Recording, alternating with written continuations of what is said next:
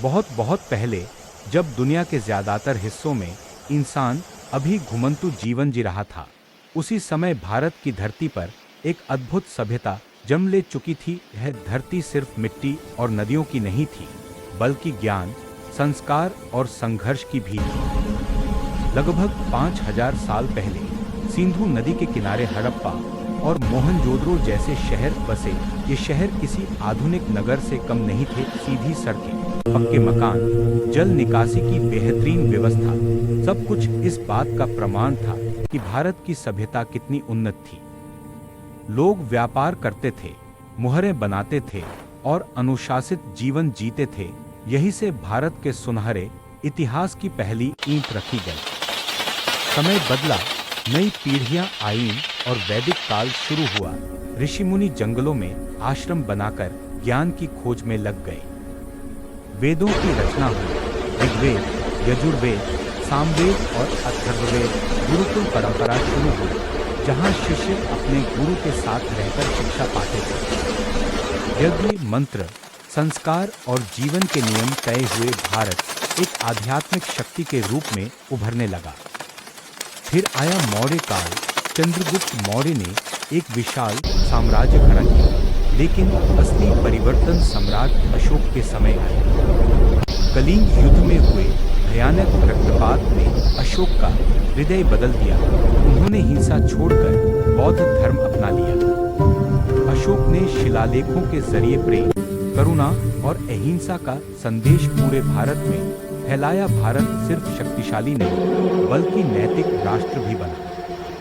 गुप्त काल को भारत का गोल्डन एज कहा जाता है। इस समय विज्ञान, गणित, कला और साहित्य चरम पर थे। आर्यभट्ट ने शून्य और ग्रहों की गति पर काम किया। कालिदास ने अमर काव्य रचे। मंदिरों की सुंदर कला, मूर्तिकला और शांति से भरा समाज, यह भारत की बौद्धिक ऊंचाई का समय था।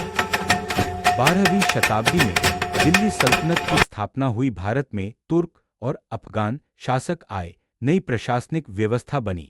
फारसी भाषा का प्रभाव बढ़ा और कुतुब मीनार जैसी ऐतिहासिक इमारतें बनी। संघर्ष भी हुआ, लेकिन साथ ही सांस्कृतिक मेलजोल भी बढ़ा।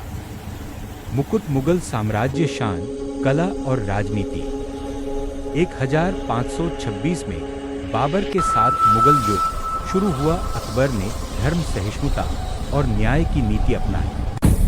जहांगीर, शाहजहां और औरंगजेब हर शासक ने इतिहास पर अपनी छाप छोड़ी।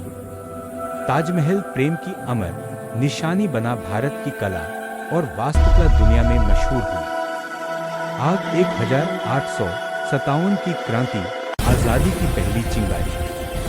अंग्रेजों के बढ़ते अत्याचारों के खिलाफ 1857 में पहली बड़ी क्रांति हुई। रानी लक्ष्मीबाई, मंगल पांडे, तात्या टोपे वीरों ने जान की बाजी लगा दी। हालांकि यह क्रांति सफल नहीं हुई, लेकिन इसने आजादी की आग जगा दी। उठी हुई मीठी स्वतंत्रता आंदोलन, जनशक्ति की जीत। महात्मा गांधी के नेतृत्व में अहिंसा और सत्याग्रह का रास्ता चुना गया। नमक सत्याग्रह, असहयोग आंदोलन, भारत छोड़ो आंदोलन, पूरा देश एकजुट हो गया। लाखों लोगों ने जेलें भरी, बलिदान दिए, लेकिन हार नहीं मानी। रोता चेहरा, विभाजन दर्द भरा हथियार। 1947 में भारत आजाद हुआ, लेकिन देश का बंटवारा भी हुआ। लाखों लोग बेघर हुए, असंख्य जाने गईं। यह भारत के इतिहास का सबसे दुखद पल था। झंडा भारत, नया भारत, संविधान और गणराज्य। 26 जनवरी 1950 को भारत ने अपना संविधान अपनाया और गणराज्य बना।